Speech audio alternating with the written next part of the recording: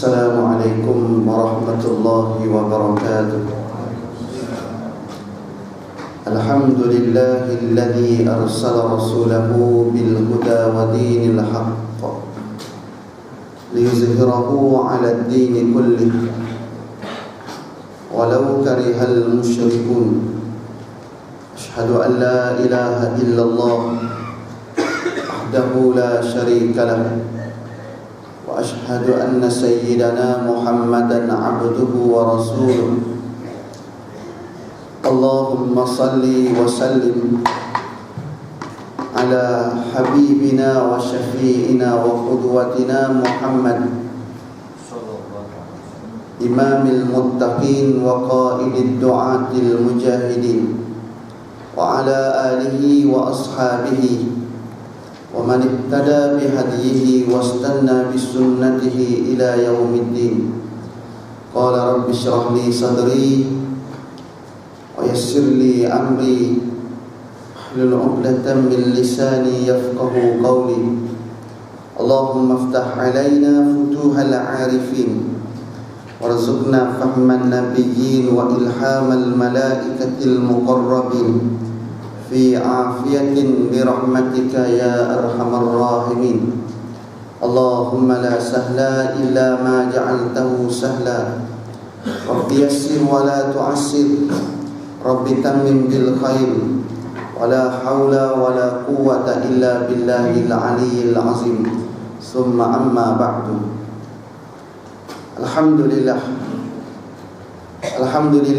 marilah sama-sama kita bersyukur kepada Allah Subhanahu wa taala kerana dengan taufik serta hidayah Allah Subhanahu wa taala kita masih lagi diberi peluang dan kesempatan oleh Allah Subhanahu wa taala sehingga pada pagi yang berbahagia ini sekali lagi kita dipertemukan oleh Allah Subhanahu wa taala dalam kita meneruskan ibadah kita kepada Allah Subhanahu wa taala dengan sama-sama kita menunaikan solat fardu subuh yang telah disempurnakan dengan cara berjamaah.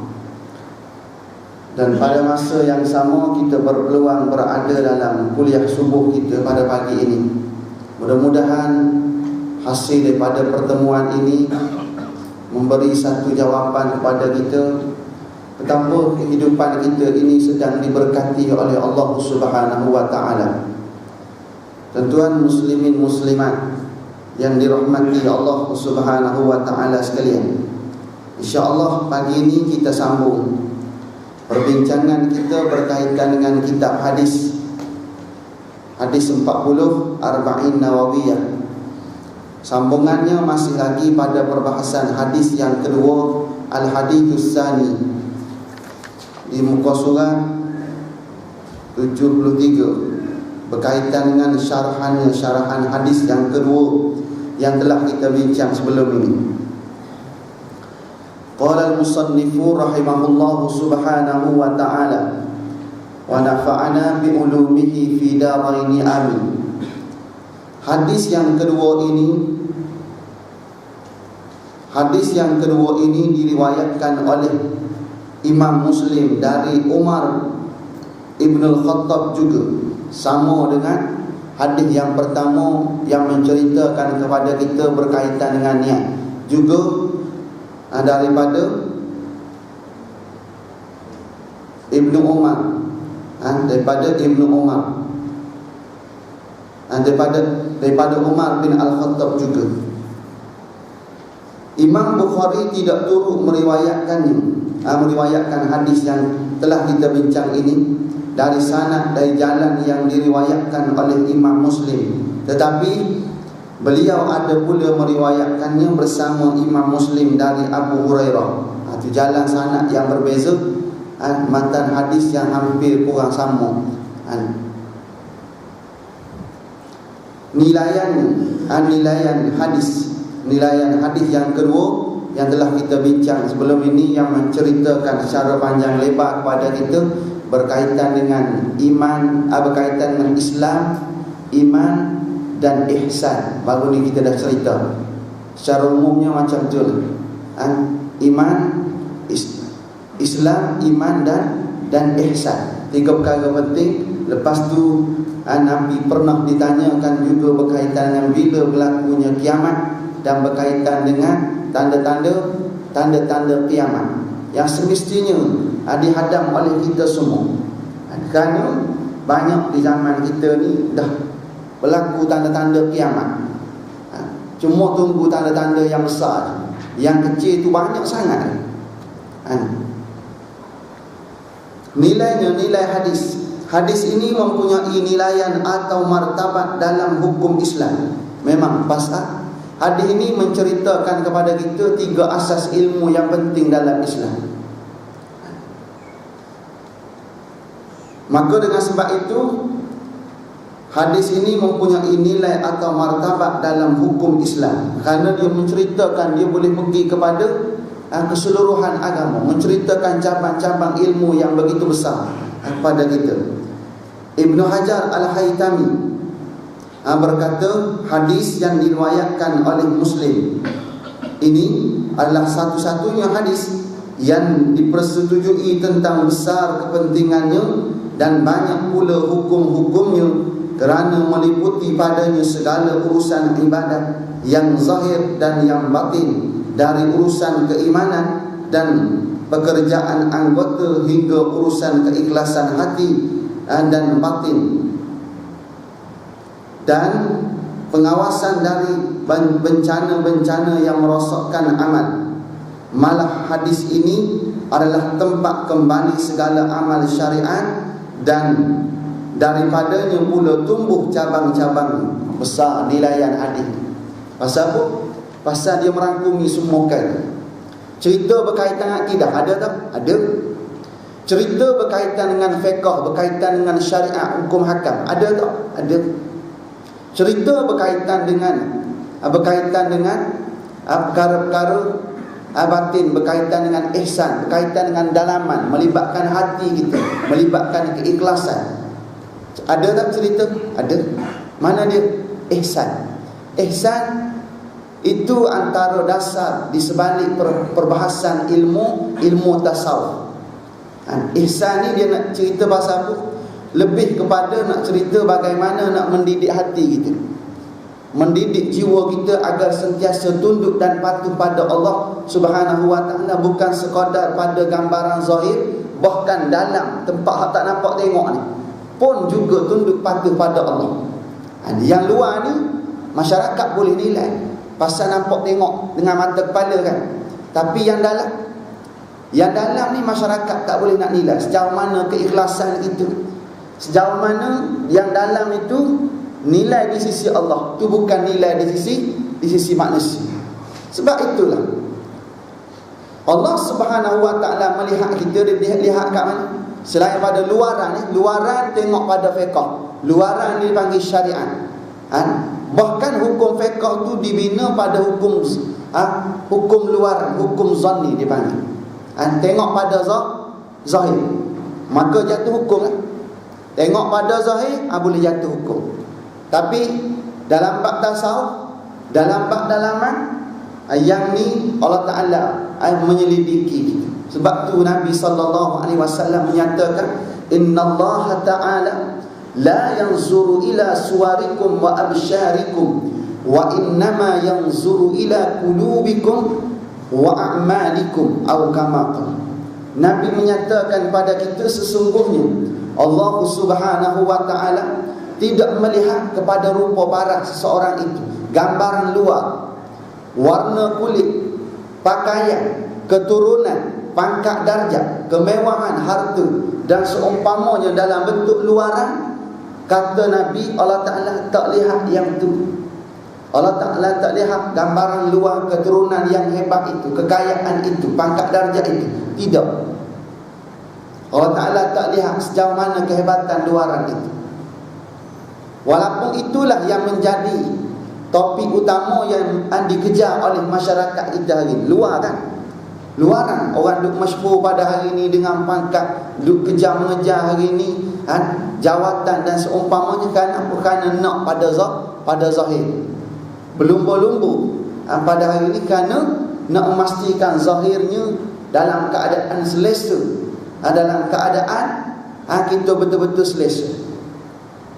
Tu yang sampai tahap bermacam-macam hari ini tu.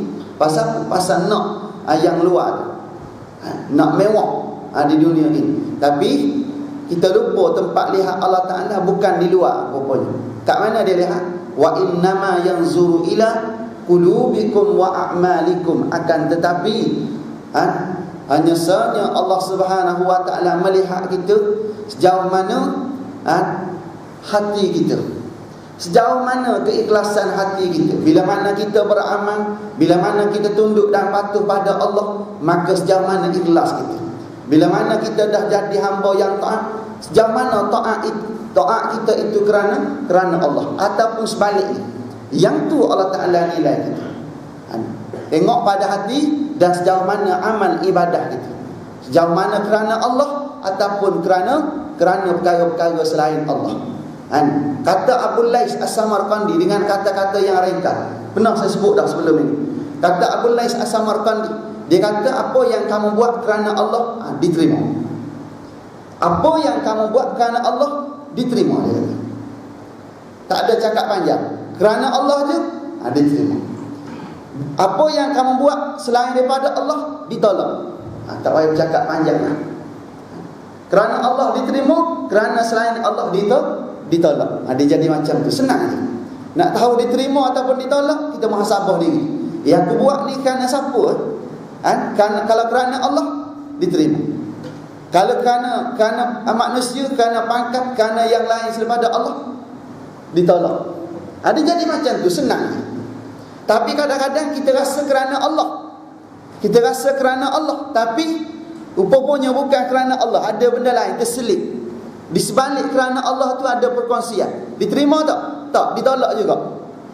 Ada je selain Allah, walaupun pada asasnya peringkat awal kita kerana Allah, tiba-tiba ada terselip di sana selain Allah, maka ia turut ditolak oleh Allah Subhanahu wa Ta'ala. Pasal apa? Pasal Allah Ta'ala ni tak boleh kita kongsikan dengan makhluk. Keyakinan kita pada Allah, akidah kita pada Allah, boleh syirik tak? Tak boleh syirik pada Allah. Kita meyakini ada kuasa yang setanding dengan kuasa Allah. Habis tu. Maka kalau ada macam tu, kerana Allah pun ada, kerana manusia pun ada, juga ditolak oleh Allah Subhanahu wa Ta'ala amal ibadah kita itu. Penampilan ubudiyah kita itu juga tidak diterima oleh Allah Subhanahu wa Ta'ala. Bila mana kerana Allah pun ada, kerana manusia, kerana pangkat, kerana habuan dunia pun ada.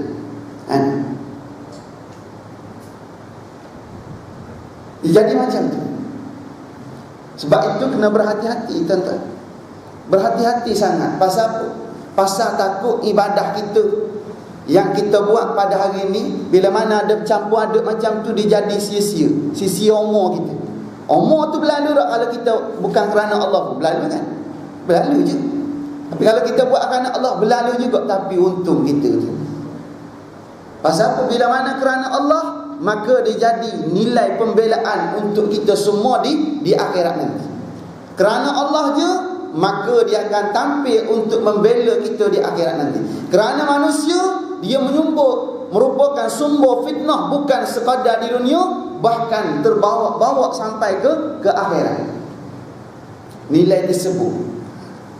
Sebab tu kita hari ini satu je, halakan kerana Allah semata-mata. Sekalipun kita sedang buat urusan dunia, buat kerana Allah.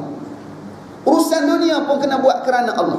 Pasal dunia ni tempat kita bercucuk tanam, dan hasilnya kita nak tuai di mana? Nak tuai di akhirat. Ad-dunya mazra'atul akhirah. Dunia ni ladang. Tempat apa? Tempat kita bercucuk tanam.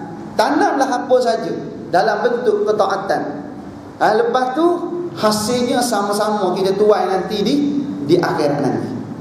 Lebih lagi kita buat dalam berjemaah macam ni, maka hasilnya besar lah. Tapi kalau buat seorang-seorang, ada hasil tapi tidak lumayan. Pasal apa? Pasal kecil-kecilan.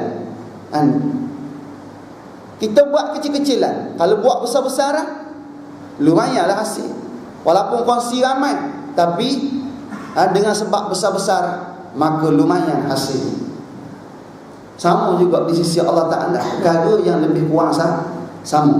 Nilai hadis ini merangkumi semua perkara berkaitan dengan baik buruk juga diceritakan dalam kehidupan kita sebagai satu tanda-tanda daripada tanda-tanda kiamat. Berleluasanya perkara-perkara maksiat itu dalam kehidupan kita, dalam keadaan sampai satu tahap maksiat yang dilakukan oleh seseorang itu seolah-olah dia buat benda baik, tak rasa macam jahat. Macam mana kata? Zaman hari ni ke arah tu kan? Ke arah tu hari ni. Orang buat jahat, orang buat maksiat, terlibat dengan judi, terlibat dengan zina, terlibat dengan larangan-larangan Allah, seolah-olah dia buat perkara taat, seolah-olah dia solat, seolah-olah dia baca Quran, seolah-olah dia bangun malam. Rasa seronok buat maksiat. Tanda seronok macam mana? Hari ni ada orang buat maksiat, kadang-kadang dia siap bercerita pada orang, bangga dengan maksiat, seronok dengan maksiat, siap masuk Facebook, gambar tu dia seronok dipaparkan sana sini. Kita kena ingat, dalam perbahasan tasawuf ada bincang, dosa kecil akan jadi besar dengan sebab-sebab tertentu. Walaupun dia dosa kecil, tapi dia jadi besar di sisi Allah bila mana ada sebab-sebab tertentu berlaku di kala ia terlibat dengan dosa kecil tersebut. Antaranya, bila dosa kecil jadi besar, dosa besar tu memang besar lah kan. Dosa kecil dihitung sebagai dosa besar bila? Yang pertama sekali dengan sebab bila mana kita terjerumus kepada dosa kecil, lepas tu berbangga-bangga dengan dosa kecil tersebut, bercerita sana sini. Kita bangga dengan perbuatan dosa kecil kita, sehingga kita cerita sana sini, kita muat turun gambar dan seumpamanya. Orang tak tahu, jadi tahu. Lepas tu antara lain lagi, kita rasa kecil. Dosa kecil tu kita rasa alah kecil je ni, kita buat alah tak ada benda, tak memberi kesan apa. Pasal apa? Pasal kecil je ni. Berkira betul lah ustaz ni, dosa kecil pun. Dosa kecil bagi orang yang betul-betul nak berjaya akhirat, bagi orang yang sedang melayari kehidupan akhirat, walaupun belum sampai akhirat, dosa kecil tu dia kena anggap besar. Walaupun dosa kecil, dia kena rasa besar. Kena rasa besar, kena rasa duka cita ni seolah-olah dia dah buat dosa besar. Kena rasa macam tu, walaupun Allah kecil je. Mana antara dosa kecil ni kita lalu, kita berjalan atas jalan raya, tengok kanan, tengok kiri, ternampak aurat manusia. Dalam keadaan pada masa tu tertengok, tiba-tiba mari rasa macam nak demam. Rasa. Tengok ketika tu, mula-mula pandangan pertama, tapi rasa tak puas hati tengok kali kedua. Dia dikira sebagai hitungan dosa kecil. Bagi orang yang betul-betul nak berjaya akhirat, walaupun macam tu keadaan, dia kena rasa dosa besar, dia rasa duka cita dah, dia terus beristighfar, rasa duka cita dengan bahana dosa tersebut. Walaupun